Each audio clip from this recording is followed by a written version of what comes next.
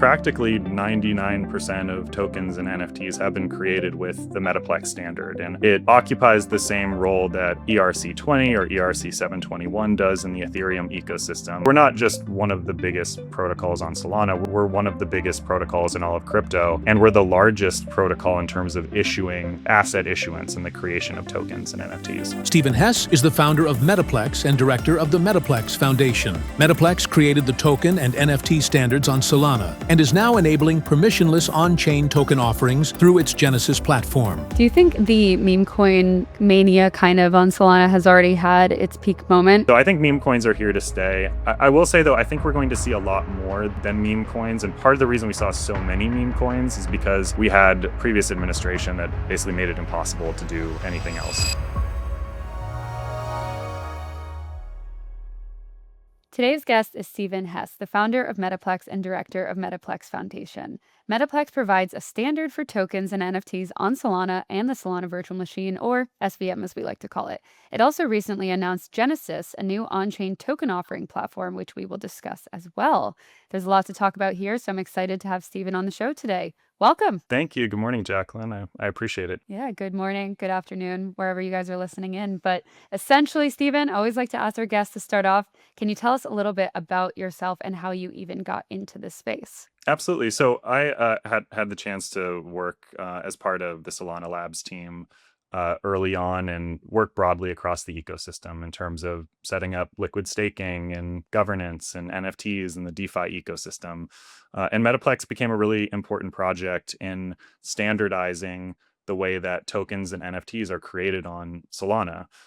And we were a big part of the big NFT profile photo era for Solana, which really laid the social layer for the network and the community, which then has given rise to this incredible economy of payment solutions and stablecoins and DeFi and meme coins and launch pads. And we've had an opportunity to work with almost every one of those teams as they use Metaplex to build and accelerate their development. When you were the head of product at Solana, what was that process like? Because it was during when? 2023? Well, it would have been earlier than that. So like 2020, 2021 is when I Okay, first so early joined days. the Solana Labs team.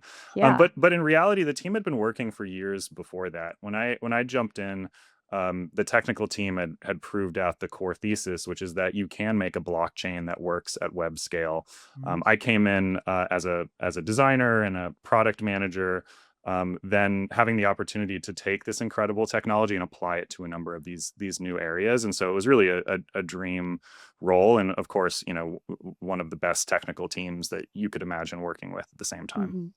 Are there any lessons or kind of stories that you carried with you from your time there to Metaplex? Absolutely. I have an incredible amount of respect for both Raj and Toli in terms of their leadership. I think, Toli is really exceptional at identifying the most important problems and then finding single exceptionally talented people to own those areas. And so he really challenges this idea that you need these large layered organizations to tackle some of the world's biggest problems. And then, Raj is just such an incredible strategist and tactician, and having a chance to sort of see the field in terms of crypto and the development of this industry was really, once in a lifetime opportunity. And I've now had the chance to bring that into Metaplex and, grow as a leader Hmm. with their support and the ecosystem support. And that's really, been a huge part of what's allowed us to continue to thrive and grow. But at the same time, I think Metaplex has proven that that social fabric for NFTs and tokenization are really the killer apps for blockchains, and they give meaning to that block space that allows for this like renaissance of applications and this mainstream push that we're seeing now, with blockchains really becoming and being recognized as that next generation of information technology and financial technology. Yeah. I was going to say for Metaplex, I'm curious what is kind of the gap you're trying to solve today and has that kind of evolved over time as like the hype around NFT has changed and gone up and down, and same with like, the tokenization market is obviously very hot right now. So how do you kind of think about what you're trying to solve for here? And then also like playing into the market narratives currently? Yeah, it's fun. It's funny, right? Like a lot has changed, but in many ways, we're still doing what we did in Things day stay the one, same. which is Yeah. working with exceptional founders and entrepreneurs to launch on chain. And while in the beginning we did provide both the token standard and the NFT standard, most of our time was spent launching large NFT collections. And we had a program called Candy Machine that's done over $1 billion of revenue in sales of NFTs. And now we've seen this sort of reawakening of DeFi and meme coins and fungible tokens. And so Genesis really actually represents an evolution of that. It's, us going through that process of helping these NFT projects and, all of the different games and mechanics that can be played, and tokens, that's the sniping and the front running and the bundling. In the Candy Machine era is very similar, where the first couple times the Solana network went down, it was because of huge bot traffic to Candy Machines. And so figuring out how to again use that scale, but also deliver transparency and fairness is the through line from our work in the NFT era, and now with Genesis for tokens. Yeah, we'll get into Genesis in a minute. I also mentioned in the intro that Metaplex wants to provide a standard, quote unquote, for tokens and NFTs on Solana. How would you define the standard, and has it like playing out in practice? Yeah, sure. Yeah. So practically 99% of tokens and NFTs have been created with the Metaplex standard, and it Oh, wow. occupies the same role that ERC20 or ERC721 does in the Ethereum ecosystem, which it provides a standard program architecture and information model for tokens and NFTs. We also have built, along with the support of a number of great teams in the ecosystem, the Digital Asset Standard API, or sometimes called DOS API, which is an indexer that runs alongside the Solana RPC. So we have a number of different programs that you can create NFTs and tokens with, but they're all indexed and exposed through this common API.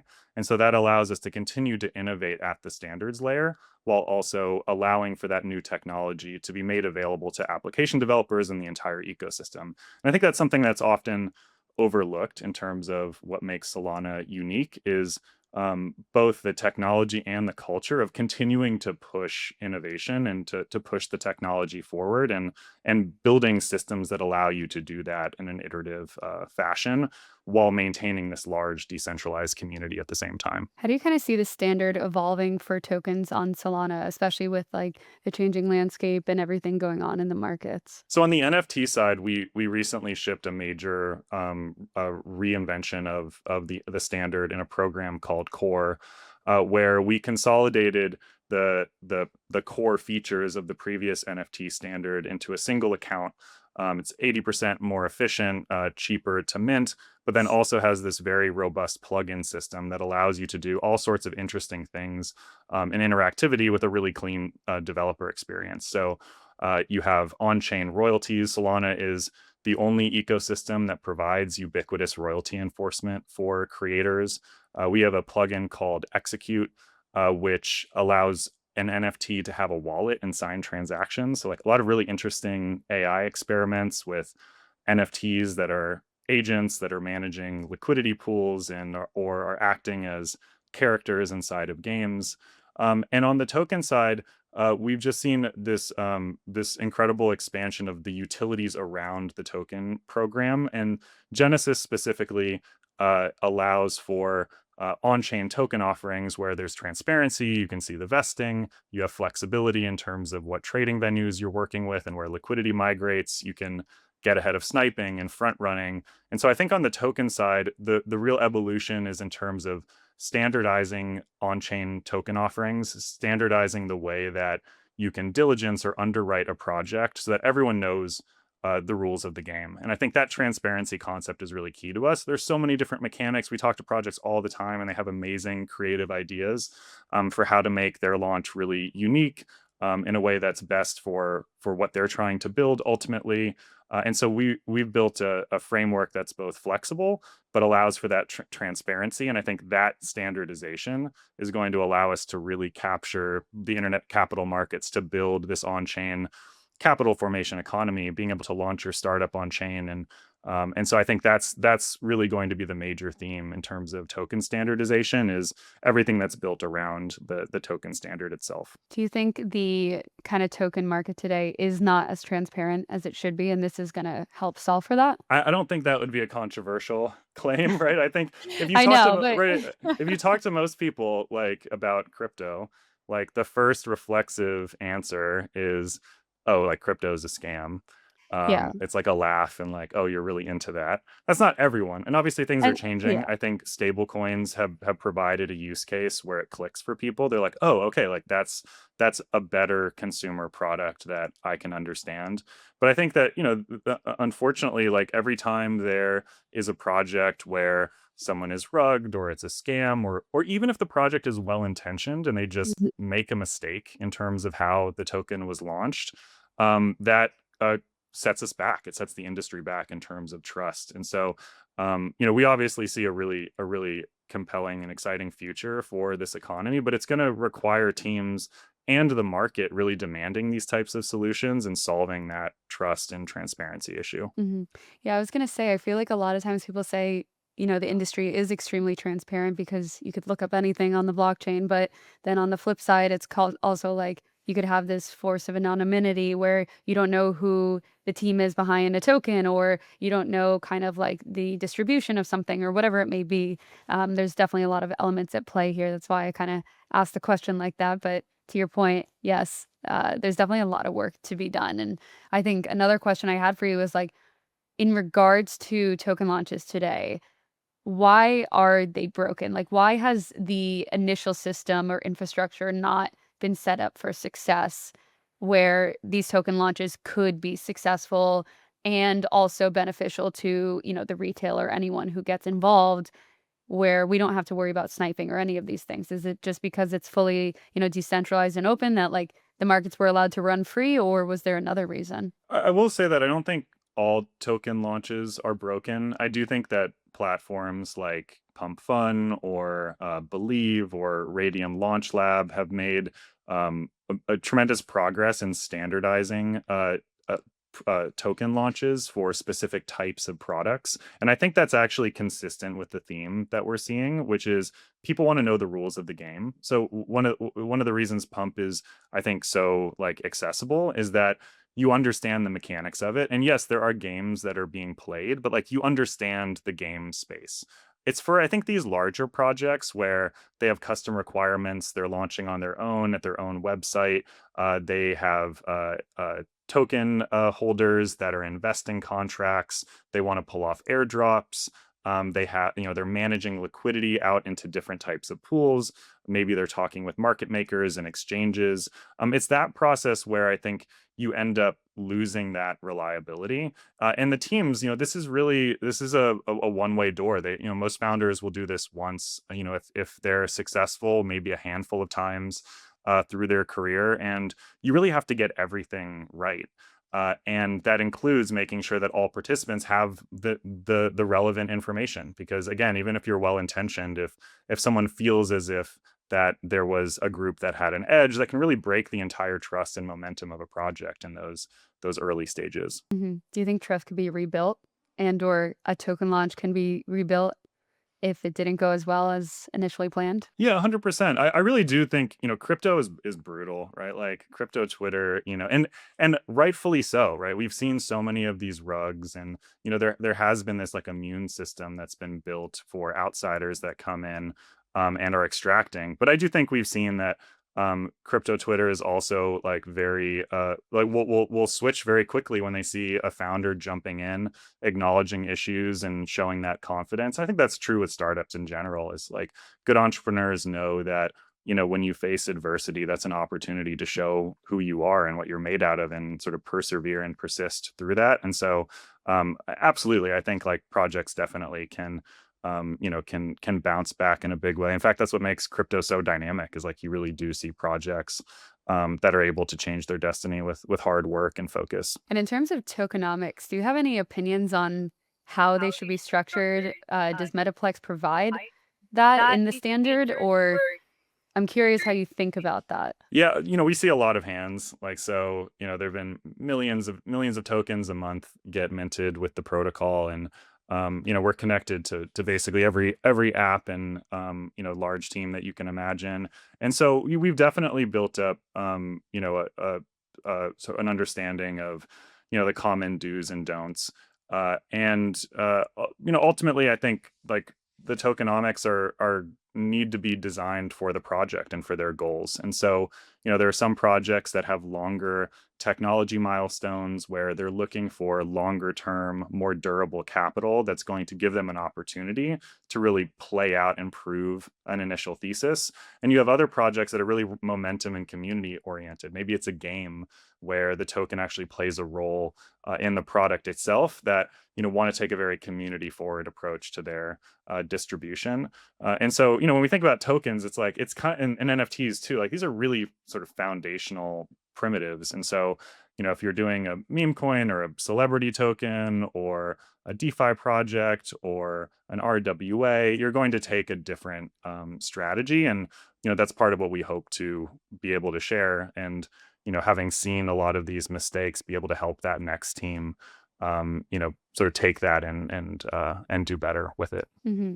Do you think about helping projects launch tokens with integrity or like creating a blueprint for that going forward? 100%. Yeah, Genesis, I think, ultimately is a technology platform, but there is an intelligence layer that sits on top of that will help people use these tools in order to launch their projects. And uh, ultimately, trust and integrity is the key concept. I would say the one thing that remains constant across all of those different use cases actually is that trust, integrity, and transparency piece. Yeah, that would make sense. I also saw Metaplex tweeted out that in May it had over 1.2 million tokens created, 2.2 million in protocol fees, and 13 million digital assets minted on its platform. It also surpassed over $10 billion in total transaction value since inception. I know I just threw a lot of your own numbers at you, but what do you think is the most noteworthy out of all that, especially with, let's say, May? Um, and then what do you think has driven all that demand to date with the 10 billion number? So the economic value, I think, is really staggering. Like our North Star for Metaplex is building the on-chain economy. And so we really think of it as like the economic activity that's built on top of the protocol. But I would say what's also really impressive is just the breadth of usage for Metaplex. We have over 10 million unique wallets that have signed transactions. And so we're not just one of the biggest protocols on Solana. We're one of the biggest protocols in all of crypto. And we're the largest protocol in terms of issuing asset issuance and the creation of tokens and NFTs. Where do you see the most demand though? And like, is it tokens or NFTs? I'm guessing it's tokens, right? Tokens right now. Hmm. Obviously, meme coins have been really popular. Outside of stable coins, meme coins have been really the product that's broken through to a larger audience. But underneath that, you have these incredible DeFi products and protocols that are really making that possible. And I think you see that at the app layer, but also in terms of DEXs and like the on-chain DeFi primitives. So it's actually really gratifying for I think folks that have worked in Solana from the early days. That vision of building the decentralized Nasdaq, the global state machine that allows for price discovery and access to markets with anyone with an internet connection is really coming true. And I guess it's like it's the most entertaining outcome that like that infrastructure would have been built on the back of like NFTs and meme coins and people experimenting with this technology. But I view it as like as a sign of just the connection with the vision. Like we've had people working in this space for decades at this point that have been imagining this moment where you have large enterprises that are making massive investments into crypto. You have real regulation in place, and I think that that recognition and the ability to even have that moment was really produced by all of these different pieces fitting together. Hmm. Do you think the meme coin mania kind of on Solana has already had its peak moment, or will we have another kind of bull run on that market? Yeah, it's hard to say, right? Like I am surprised. I try to keep an open mind, but I Hmm. I think meme coins are here to stay. I think as a signal for what we see in pop culture. And you have folks now that like they like are following the news from meme coins, and you have creators that are launching creator tokens. So I think meme coins are here to stay. I will say though, I think we're going to see a lot more than meme coins, and part of the reason we saw so many meme coins is because we had a previous administration that basically made it impossible to do anything else. And so I think with clarity and there being real regulations in place for other types of assets, we're going to see a lot more in addition to meme coins. What will we see? What else? Well, we're going to see startups launching on chain. We're going to see the next big companies launching natively on chain with access to global markets. We're going to start to see closer ties between the economics of a protocol in terms of their revenues and the economics of tokens. We're going to see expanded rights for token holders. I think we'll see, a continued sort of evolution of different types of RWAs. We'll see IP coming on chain.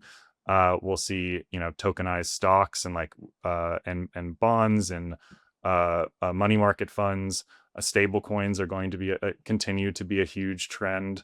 So really, everything is firing at once. And you had asked me a question, kind of, about sort of lessons learned from early Solana days. And I think one of those lessons is that you can do everything at once. And sometimes doing everything at once is how you build these network effects. And that's what we're seeing right now. We're seeing all of these different pockets of crypto connecting and really lighting up the network that has been built over this, this last decade. I also think doing everything all at once it's kind of, I don't know, it's a double-edged sword. It could be good because it's like, oh, you try a bunch of different things and then, oh, this random one that I didn't think would stuck. Or, oh, I totally thought this would stick and it did work. But then it's also the argument of like, oh, a mile wide and an inch deep, right? Where it's like, are we actually getting really into the weeds on all these fronts? But I guess if you have like hundreds of different teams and developers, it does actually go more than an inch deep, right? Yeah, and that's true. Like we have to in crypto be very sort of careful about investing when there's product market fit. And in a bull market, like everything goes up. So you can look at that and be like, everything's working, right? We have product market fit. And so I think, when I say everything, I mean, we've seen a number of these different areas really prove out those core theses. And like these aren't like ideas anymore. These aren't like whiteboard conversations. Like these are real businesses generating millions of dollars, commanding, multi-billion-dollar valuations. And I think that, it's funny that like the revenue meta, which is just like, hey, like fundamental value and product market fit matters, is a representation of this industry maturing. And that supports all aspects of the industry, including like the meme coins and the NFT communities. And those are actually in many ways have provided the foundation and the attention that have allowed these other products to take off. In May, Metaplex had 1.2 million tokens created, which I'm reiterating. I know I mentioned that before, but what was like maybe the highest amount you've seen in a month on Metaplex?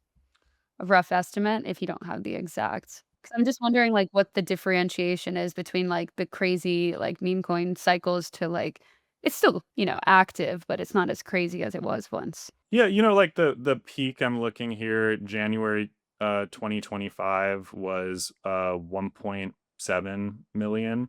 So Okay. like I think there is this feeling of like, oh, meme coins have gone away. We haven't seen that like in terms of the They're still creation of here, right? new meme coins. Like, yeah, like this, the our all-time high was 1.8, yeah, 1.7 million. And Mhm. yeah, we're at 1.2 in May. So it's not far off, yeah.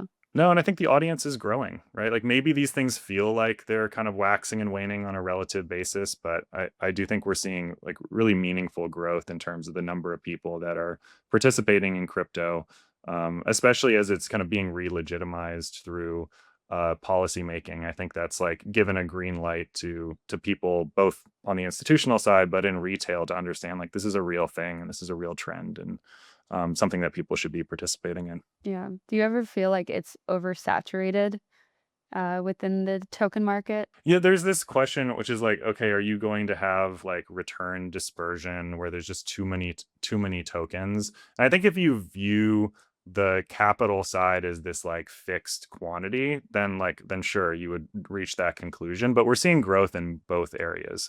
We're seeing liquid hedge funds and venture capitalists, and now large institutional funds and banks making strategic investment. We have access to these assets through ETFs, which open up a whole pool of US based capital that wasn't available before.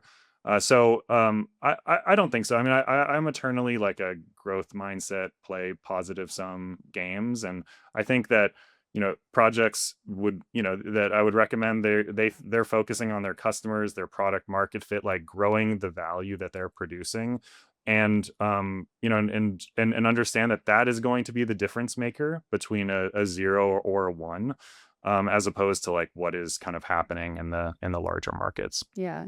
I also, you talked about this before, and I wanted to circle back on it, is kind of the idea of companies, Web3 and not Web3 companies, like essentially IPOing on chain. This is something that I've heard a lot of discussions around in the Solana ecosystem. And I'm curious why you think, one, this would be, aside from the fact that Metaplex is Solana based, best fit within the Solana ecosystem, and two, what would it take to get mainstream companies to want to launch and then, feel comfortable doing this within the Web3 ecosystem? So ultimately, I think we'll see both. I think we'll see initial public offerings, IPOs, on chain that are regulated securities. But given what we've seen in Clarity, is that those tokens will need to exist within a KYC'd walled garden, and so you wouldn't be able to transfer those assets outside of wallets that are KYC'd. But the on-chain market provides benefit in terms of its accessibility, the fact that it's 24/7, and so I think we will see those assets trade and companies launch on chain, but as a US backed security. And then we'll see on-chain token offerings, which is where Genesis is focused, which are available to a global audience that anyone can participate in, and that will require sort of certain like trade-offs in terms of how those tokens and the economics are structured. But Clarity, sort of pending the final version of that, will provide clear rules so that projects can understand what's a good fit for them. Do they want to launch on chain as a more open protocol, or do they want to launch an IPO effectively as an equity offering that is tokenized and available for trading on chain? Hmm. Do you see one or the other as like a bigger opportunity, or maybe like a bigger TAM? That's a good question. That's a good question. I mean, I'm very like, I'm a big believer of permissionless tech and access to global markets. And while I think that these KYC gated assets coming on chain is really meaningful, I think the opportunity to allow for capital formation and commerce that's fully peer-to-peer, pseudonymous, decentralized on chain is really the core sort of transformative concept of blockchains. And so I think we'll see growth in both of them. But ultimately, I think where we'll be most surprised is in terms of those permissionless assets, in terms of what they can actually do when you really let these entrepreneurs operate at a global scale. Hmm. When you say permissionless assets, I'm not so sure like our audience will fully know what you mean by that. So if you could kind of explain that versus like what exists today with like equities or something, that would probably be helpful too. Yeah, for sure. So we're Yeah. seeing this movement of equities on chain. So Hmm. there are a number of protocols that have launched and are launching. Robinhood just announcing its L2, and those assets, in order to trade on chain, will require that you KYC. So you'll need to verify that you're a U.S. person in some cases, give a bunch of personally identifiable information. There are ways of kind of reducing some of the data risks around that using encryption and ZK proofs and whatnot that are being experimented with that will make those user experiences a little bit better. But there's still that hurdle. It's Mhm. not as simple as when you're buying an NFT or another token, where you literally generate your key pair, you connect to the internet, and you have access to the economy. And so when I say permissionless, that's really what I'm describing is being able to purchase, buy, sell, trade these assets without having to go through KYC. But there will be trade-offs there, and I think these regulations are going to spell those out for entrepreneurs and allow them to make an informed choice, which frankly hasn't existed before. Hmm. What do you think is like the timeline for non-Web3 companies to really embrace this? Soon, like very fast. Like I think, well, Congress really it's like saying fast with a big caveat, which is like Congress is going to decide. But Their speed, they're yeah. targeting, they want to get this bill done before August recess. And so if we take them by their word, and given the pace that we saw in the Genius Act for stablecoins, like optimistically, we could be seeing that new framework available for entrepreneurs, this year. Well, I think the time is of the essence there. And what about for NFTs though? We didn't talk too much about it during this episode, but I think NFTs had their moment. They're still around. I'm not saying they're not, but how do you think about rebuilding that demand? And then also, what would be like the next big unlock for it? I think what's kind of tragic about NFTs is that everyone is tired. There's just so much fatigue from the last We're cycle. tired. Yeah. No, it's true though. Like the Hmm. creators were fatigued from basically being in this like pull the rabbit out of the hat game where they're expected to make their chart go up to the right forever without any clear end line. And the collectors were upset because there were so many of these rugs projects that represented as one thing and then just like disappear overnight. Like there are these memes of the founder who just like so basically like disappears into thin air in Discord. Hmm. And then at the same time you had a number of traders that were trading momentum on NFTs that really didn't like royalties. And so you saw those traders moving over into meme coins. And I think the solution is really just like for things to slow down a bit. It's actually a really healthy market right now because when you see projects making movement and you see movement in the market, it's almost certainly because they've done something fundamental.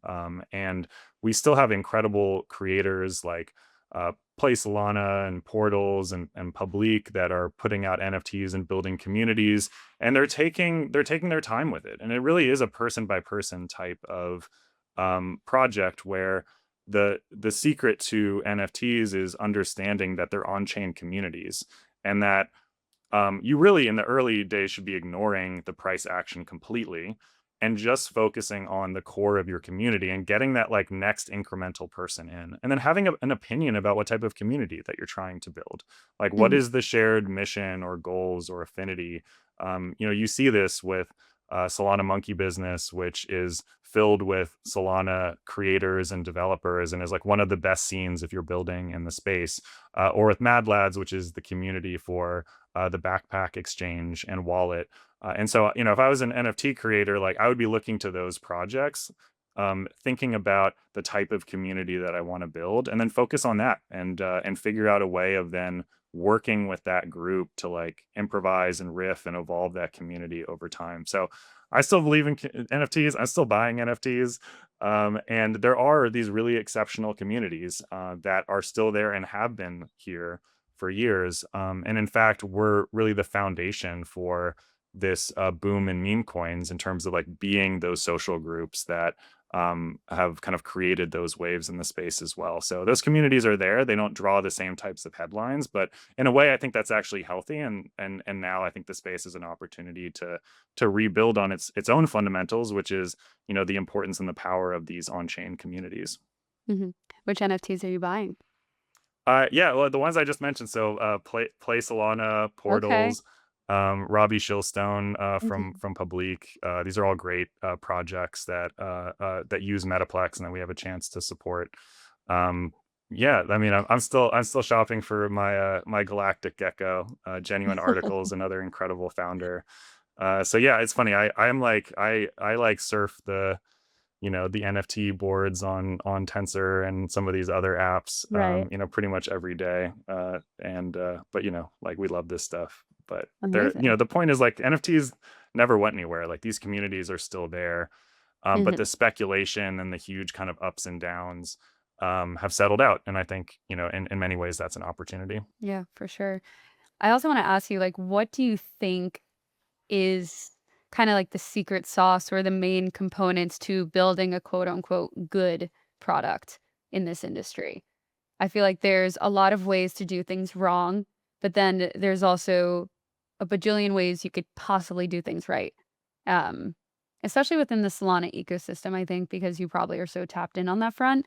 How do you think about it from that standpoint? And do you ever like give advice to people on that? Yeah, 100%. I try to talk with entrepreneurs in the space. I'm also, learning and growing as an entrepreneur. And, what I found is the best founders are really opinionated and driven by their vision, and then very flexible and creative when it comes to tactics.